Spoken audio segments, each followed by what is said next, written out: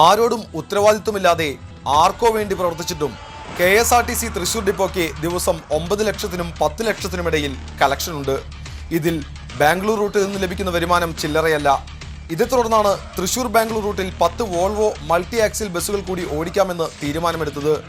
തൃശൂർ ഡിപ്പോയിലെ 9 ഡ്രൈവർമാർക്ക് ഇതിനായി പരിശീലനവും നൽകി. 10 ബസ്സുകളും തൃശൂരിന് അനുവദിച്ചു കിട്ടിയപ്പോൾ സ്വകാര്യ ലോബികൾ സമ്മർദ്ദം തുടങ്ങി. ഈ ബസ്സുകൾ ഓടിത്തുടങ്ങിയാൽ അവർക്ക് നഷ്ടം സംഭവിക്കും.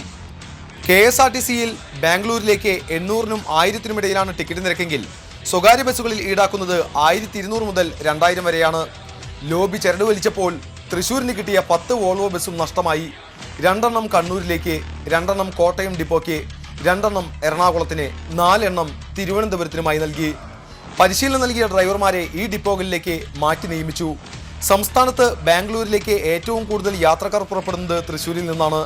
തൃശ്ശൂരിൽ നിന്ന് 9.5 മണിക്കൂർ മാത്രമാണ് യാത്രാസമയം എന്നതിനാലാണിത്. ഇത് കണക്കാക്കിയാണ് സ്വകാര്യ ബസ്സുകൾ കൂടുതൽ സർവീസുകൾ ഇവിടെ നിന്നും നടത്തുന്നത്, അതും കൂടിയ തുക വാങ്ങി. സാധാരണക്കാരന്റെ പോക്കറ്റിന് താങ്ങാവുന്ന തുകയിൽ KSRTC സർവീസ് നടത്തുമ്പോൾ സ്വകാര്യ ലോബിക്ക് അത് ഇഷ്ടമാവുന്നില്ലെന്നർത്ഥം. ഉദ്യോഗസ്ഥന്മാർ അതിന് കൂട്ടുനിൽക്കുകയും ചെയ്യുമ്പോൾ നഷ്ടം സാധാരണക്കാരന് മാത്രം. ഇതേസമയം ജനങ്ങളുടെ കണ്ണിൽ പൊടിയിടാൻ ചില നമ്പറുകൾ KSRTCയുടെ കയ്യിലുമുണ്ട്. അതേക്കുറിച്ച് അടുത്ത ദിവസം കാണാം. TCV തൃശൂർ.